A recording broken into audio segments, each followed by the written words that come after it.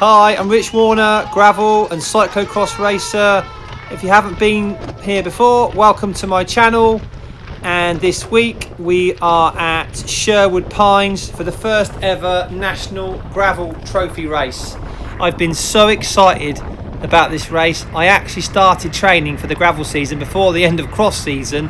There was a little break in the calendar before the final round of the Wessex at the New Forest, and I actually started putting in some endurance work ready for this race. And what's cool is we've left the start, and it's I haven't found the initial pace difficult at all, because I'm used to racing in the Wessex League where we actually start with the juniors, and also we've got Adrian Lansley, Paul Lloyd and Andy Gardner, who are three of the best 40s riders in the country, and we just go off at crazy speed. So this start of this race, it's well, it feels very comfortable and I've settled down nicely. I spent a lot of time in the last couple of weeks having a look at YouTube videos and just studying the course as best I could, and before I even got here I made a decision to only use 40mm tyres, because I could see online that the surface was nice and smooth, and actually I think I was proved completely right. I don't think you needed any more than 40. Other people may disagree, that's fine, but in my opinion it wasn't really rough enough. I remember there was a guy on the start line next to me with 50mm on, and I just thought they were way too wide for this, and I thought 40mm were perfect. You can just see there some of the guys have gone straight on, and it's given me an opportunity to get into the lead. There's actually a mountain bike segment coming up which I was really enjoying, and I made sure on a couple of the laps that I went into it first because I didn't want to get held up. But the course was a lot of fun, and we actually averaged 18.3 miles an hour, or about 18.5 miles an hour for this race, so it was pretty quick too. So you'll see as the race develops how things pan out. So you'll see we leave the fire road here and just going into this little mountain bike section. I actually took this segment on Strava. I did find it quite amusing, to be honest. It had stood for like 5 or 6 years, and I think someone had set it on a mountain bike, and I actually took it on a gravel bike, which was very, very funny. I think I did that on the last lap, because on the last lap I actually went down there a little bit quicker than I did this time, and I opened up about a 20-second lead on everybody else. But as you'll hopefully see from my video, if you did get a lead, it was very, very difficult to stay away. A couple of times I thought about attacking, but because I was feeling so good throughout the race, I thought about just attacking and going away way before the end. But it was difficult, because if you go away and you go up the road, let's say you're up the road for 20 minutes, half an hour, and then you get caught, well, you risked being gashed, and it was if you were going to do it, you had to be really brave to really go for it. It wasn't something anybody in this group did in the end. We did actually stay together right until the end of the race, and I think this group was probably maybe 15 strong around now, and by the end it was probably down to 10, so there was still quite a lot of us to contest the sprint. I mean, I had quite a lead coming out of that technical section, and the guys had just ridden back up to me again. So it's, yeah, you had to be. I was saying to my friends in the week, there would be very few riders in the country that could have ridden away from this group and just dropped us all.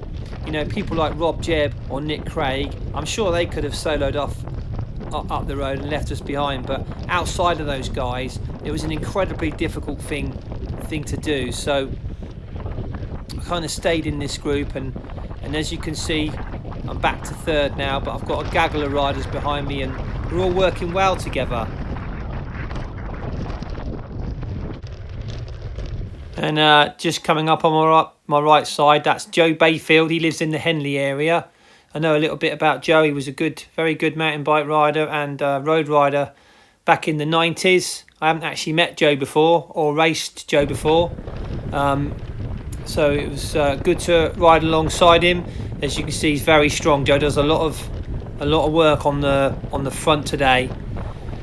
He did pull us along a couple of times, and at the end of the race, Joe actually took victory today. So congratulations, Joe. Thought that was a great ride, and in my opinion, in fairness, Joe was probably the strongest rider today. So it was quite fitting that he won, because the strongest guys don't always win in these type of situations. So that was pretty cool. But yeah, as you can see, we're flowing along nicely, and we're going to come into like a bit of a drag now. It did drag up here quite a bit up this sort of climb. I really wasn't keen on this section. This was the only section of the course where I was struggling a little bit to hang on. I was actually hurting up here. I don't quite know why. I just didn't like it at all, and it went on for quite some time, and I was hanging on up here each lap, and I was hanging on that badly on the first lap that I did think to myself at this point, I thought, oh my god, am I gonna still be able to be here on the last lap? But as it turned out, I never once got dropped, even though I was struggling a little bit up here. And as you can see, there were some lovely trails. It had dried out nicely in the forest, and it was a little bit cold today, but all in all, the conditions were pretty much perfect. And I've just edited forward again, and I'm back behind Joe here, and we are on this kind of little flowy, another sort of mountain bikey section, and this is great fun, and Joe's keeping a good pace through here, and I was enjoying myself. I was making sure that I was taking on plenty of fluid, so I was doing about 500 millilitres a lap, although in fairness I did unfortunately drop one bottle. So what I was doing today was, to keep the weight down on my bike, I was actually taking a bottle from Laura on each lap. It was a bit of a risky tactic, because you know, you don't want to be dropping a bottle, but that's exactly what happened at the end of the first lap. I actually dropped my bottle, which wasn't ideal, but seeing as it wasn't hot and I had emergency food on board, you know, it wasn't too big a problem. So I had some good electrolytes in my drink and some carb powder to keep me going, and I was just being really conscious to make sure I took on the fluids, because even when it's cold like this, we are working hard here. Nobody in this group is coasting along. We're all working, and it's surprising how much you can sweat. I know some people sweat more than others, and I tend to sweat quite a bit, and I do sometimes towards the end of races have problems with my quads cramping, and incredibly today there was a tiny little rise to the finish, sort of near, not about a mile from the end roughly speaking, and my quads actually both started to cramp, and that was a little bit alarming. But one of the problems is that I have actually got ongoing lower back issues. I've probably got some damage to one of my discs in my lower back, and I'm in quite a lot of pain, and unfortunately my back, it tightens up, and it tightened up on towards the end of the week just before this race, which was annoying. It often does that when I taper down, and then because my back's tight, it also pulls on my quads, and that's what I think that's what contributes to me getting cramp. So I'm very conscious of taking on as much fluid as I can to try and prevent that happening. But isn't this cool? Look at us whipping through here. It's brilliant. I'm having so much fun. Great little turns, and we are shifting right now. So I've only just moved up to the 50s. This is my first ever 50s race. I'm sorry boys, but if you're watching this, but I'm still kind of learning about everybody, and I do know a couple of riders in this group. I know Anthony White and I know Paul Hopkins, because I've actually raced with those two guys for the last 2 years at the Grit Fest. The Grit Fest is a gravel stage race, one of the best gravel races of the year. Sadly, it's not on this year, which is a real shame because it's brilliant. And I've had some great times with Anthony and Paul racing the Grit Fest. So I actually know those two guys very well. Anthony's very good up the climbs. Well, he's very good on the flat as well, but I think he probably excels on the climbs because he's one of the sort of more smaller guys. And then there's Paul Hopkins. Well, Paul just seems to be good everywhere, and on his day he's incredibly fast, a very dangerous rider. And I'm well aware that those two are in this group behind me, and I'm kind of still getting to know everybody, and I'm sort of wondering if Paul Hopkins is hiding in the group, and I'm actually waiting for him to make a move. And it's difficult to know what to do. It's a little bit cat and mouse. And as you can see here, Joe's gone up the road and he's gone away, but I'm not prepared to chase. I've already had a few goes on the front, and I'm not prepared to put any effort in to get across to him. I'm kind of waiting for somebody else to do it. And Joe's actually got quite a lead here, but I'm just waiting and waiting to see who panics first. I'm not really putting in a huge amount of effort here, but Joe is creeping away, and it is a worry when someone does this. But it's like I said, it's a game of cat and mouse, and we're just sort of waiting to see if anybody wants to take it up to close him down.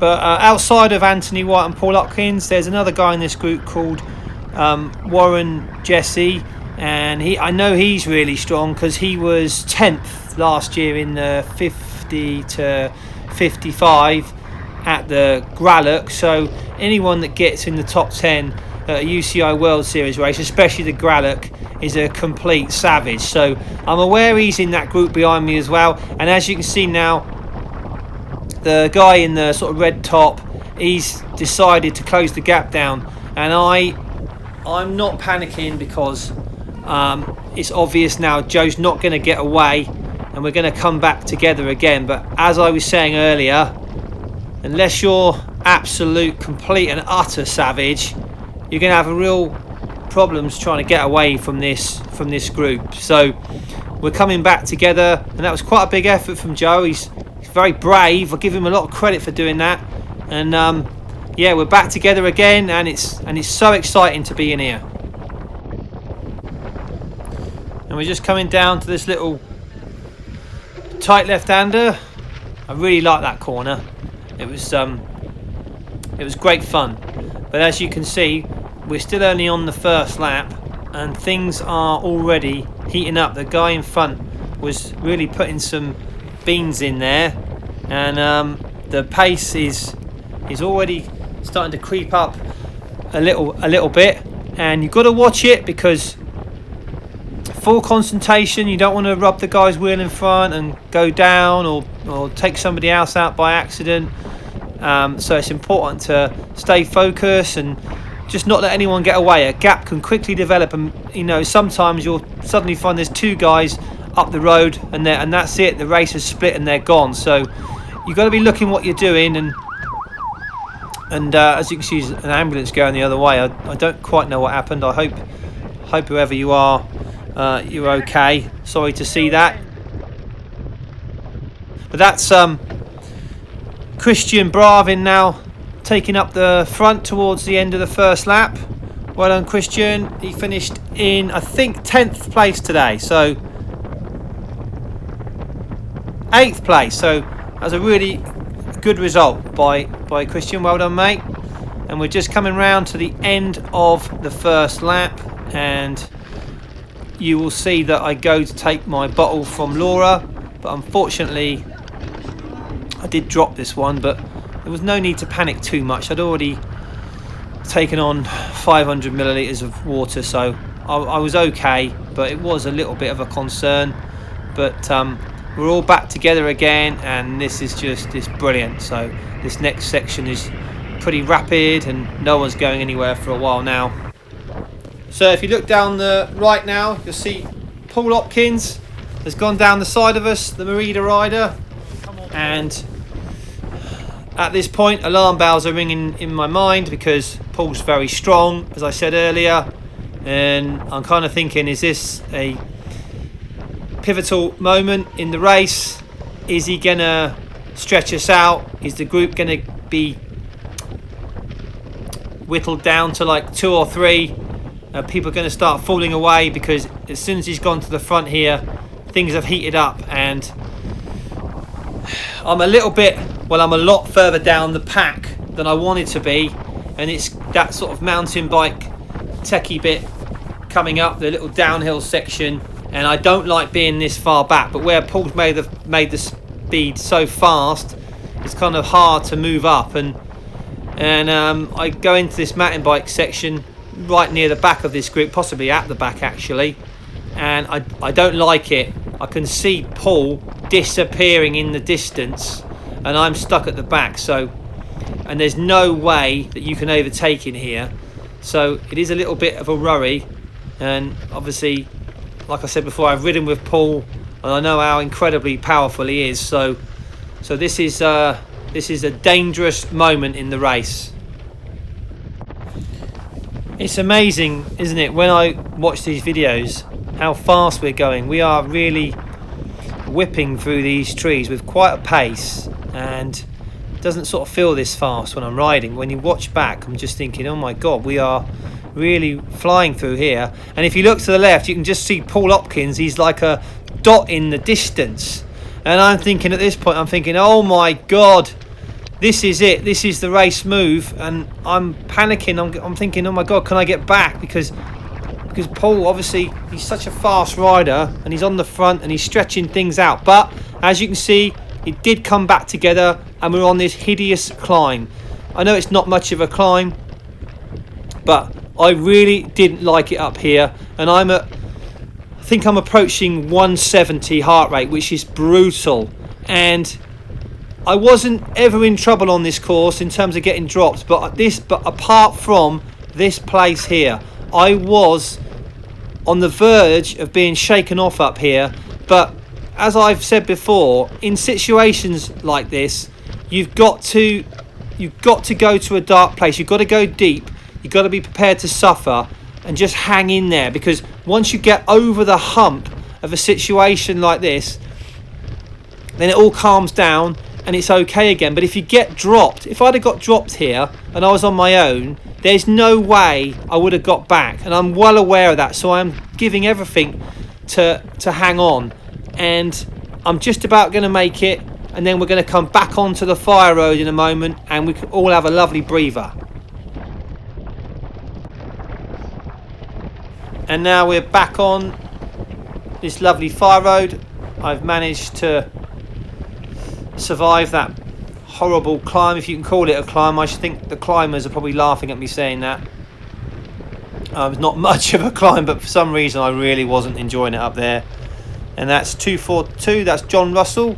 He had a few goes on the front today, and John finished in 7th place today. Fair play, mate.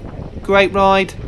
And just tucked in. People are taking on fluids, and everyone's having a nice breather, and I'm really enjoying the rest, because Paul did stretch us out a lot on that section, and it's nice to just be back in here cruising along. There's Anthony White to my left, and yeah, there's some big names in here, so it's not going to be an easy race to win, that's for sure.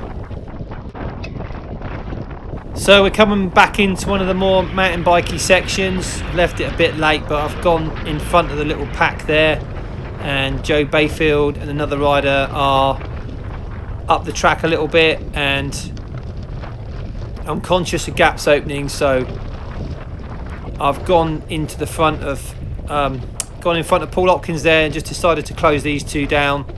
I don't want anyone getting away through here, because I'll be kicking myself, because this is a section where I'm at my best. So I've ridden up to Joe and the other lad. I can't quite see who that is at the moment, and this is great fun through here, and the race is going really well. And on a side note, I'm really looking forward to Battle on the Beach, just 2 weeks away. I am so excited for that race. it is a little bit of a shame that we've got to come back up the beach twice, but you've got to feel sorry for the organiser. There's nothing he can do about the weather, and I know that a lot of the track inland is underwater, so he's had to do that. But on the third lap, I know that we're leaving the beach at the end and going on to some really cool single track. I assume he's done that because he knows at that point everyone will be spread out, and we can it'll be fun on all the single track sort of tighter bits. But I'm really excited for the beach race, not just for the race, but it's a really lovely campsite. Loads of my pals are going from Cotswold Club, and it's great to hang out and just have a good social as well. So it's a really cool race. It's got a sort of a festival vibe, and then we're on into May. It's a busy May actually. We've got 2 national trophy races, and we've also got the Gralloch sandwiched in between. And so once I get Battle on the Beach out of the way, I'm gonna change my training a little bit, not too much, because my training at the moment has been making a real difference, and I've found another level. So I'm not going to change too much, but I will have to put in some hill work ready for the Gralloch. Steep climbs are not a speciality of mine. I do struggle on them, so I'm not expecting to do as well at the Gralloch as I do here. I'm merely using it as a sort of a tool to get qualified for the European Gravel Championships in Hoeflaes in Belgium later in the year, which I'm really looking forward to. And what's really cool about the Euros is that they don't go into the cross season, so that's proper cool. So I can just keep training to being hopefully in my peak form for the end of August and go there and give a real good account of myself. I want to have a real good go there. So there's so many exciting races coming up. The gravel calendar now is just absolutely fantastic. So I've just jumped forward quite a bit as nothing's really happened. The group stayed together. No one's managed to escape. I've lost track of what lap we're on now. Sorry about that. But there's Laura, and I have a successful bottle grab, which is really crucial because I am sweating despite the cold. So you've got to get your fluids in. You know, if you start to get dehydrated or get low on fuel, it doesn't help with heart rate drift. So I'm really looking after myself to give myself the best possible chance towards the end of this race. I found that fueling is absolutely crucial, and I've been paying a lot of attention to things like that. And every small little difference I can make, I've been grabbing with both hands. And if you watch my previous videos, you'll know that I've recently been for a lactate test at a place called Go Perform in Reading, and it has been hugely beneficial to me, and it's enabled me to do proper zone 2 work, and I've managed to sharpen up my training. And if you can make small differences in training, it can make big differences to your fitness and ultimately your race speed. And I just made sure I've gone into this section in the lead. I really enjoy it down here, so I'm putting some speed into these turns, which is great fun, and I didn't want to get held up like I did, I think it was on the last lap. So I've made sure I'm in first place this time, and this is good because I can put some beans on down here, and I've got a nice clean clear track, and I don't like being held up in these sections. I find it difficult, so I'm much happier in this position, and yeah, it's going well.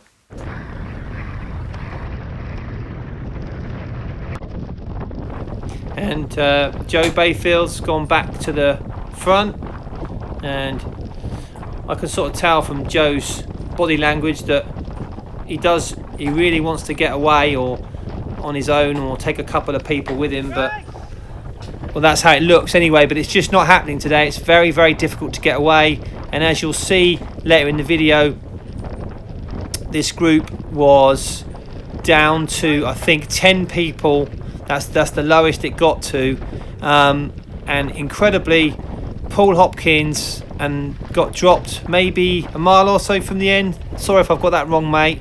I was very surprised that Paul got dropped, because obviously he's very strong. I wondered if he was having a problem with his bike or something, but Paul got shaken off and a few others, but we were down to 10, so it was still a lot of riders to contest the sprint. And Joe's on the front here, and as before, I'm suffering. I'm not enjoying this up here, and I'm fully focused and giving everything just to make sure I don't get dropped. Same routine as before, and same routine as before. I managed to get over the top of this drag, and I don't get dropped, and that's what it's all about. It's about hanging in there when it gets tough, and that's what I managed to do. But we're into some back markers now, as you can see, and they could be quite pivotal in this race. If they were to get in the way at the wrong place, it could easily cause a split in the group. So you've got to give them plenty of warning, and 99 times out of 100, people are really good, and they do move over for the faster riders, which is great. So I've just cut out another quite a big section there, because nothing really happened. Joe Bayfield did another big turn on the front.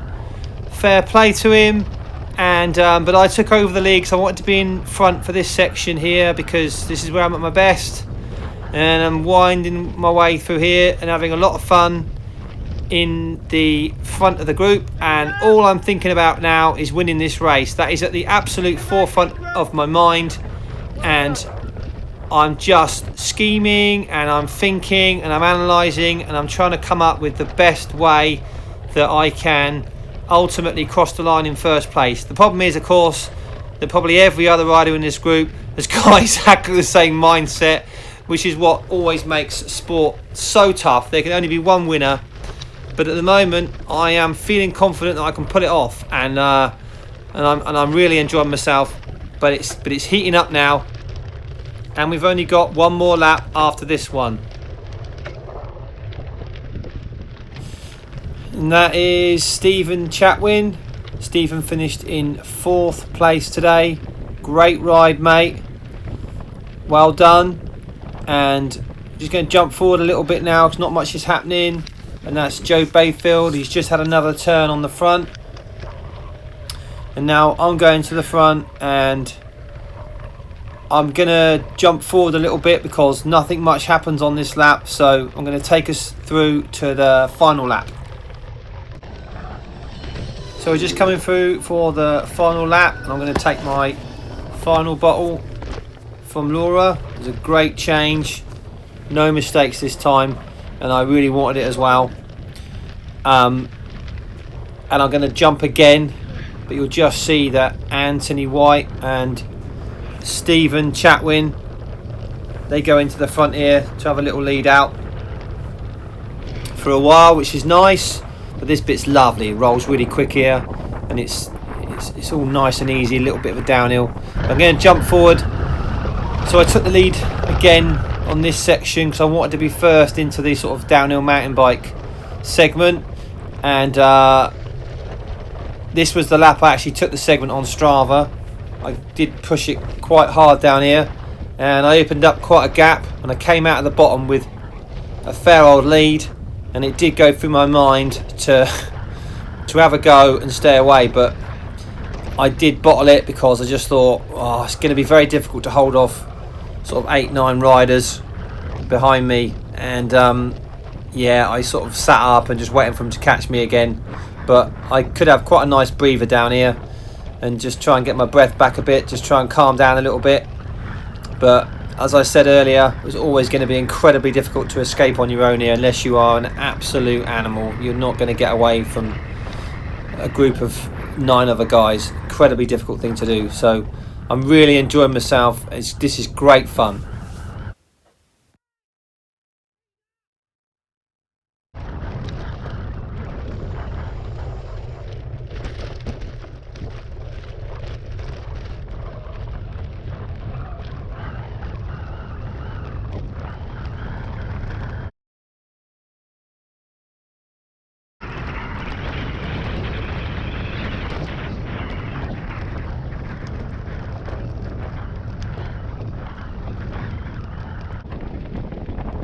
So I've jumped forward again, and that is Christian Braven having another turn on the front, and it's really heating up now and it's getting closer to the end, and it's so exciting to be here, and everyone's thinking about winning this race and not much is happening, so I'm just going to keep skipping forwards.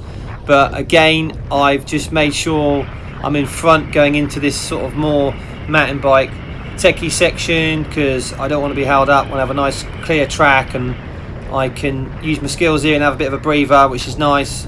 And it's also, of course, it's great fun. So we're whizzing down through here, and I've taken on plenty of fluids, and it's all heating up now towards the finale. But you can see from the footage just how fast we're going, so that's why it's just so difficult for anyone to escape. But I'm just keeping myself in a good position. I don't like being too far back in the group, so I'm just staying in and around the front of the group just to stay out of trouble. And then I've forwarded again and then onto this lovely fire road, and we're drawing ever closer to the end. And I can see now I've taken my hand off the bar, just having another good drink of water. And then Christian Braven again having another turn, fair play. And this is the climb now. When we went up here, where I said about earlier, both my quads cramped quite badly. It's a little bit worrying really. I've always struggled with my quads, and they've both gone at this point, but I managed to ride it out. Actually, if you look closely, I've got my hand off the bar. I'm downing fluids just to try and starve it off as best I can. You don't want that happening in the sprint, but it's interesting. My quads always go first, and they always seem to go on climbs, if you can call that a climb.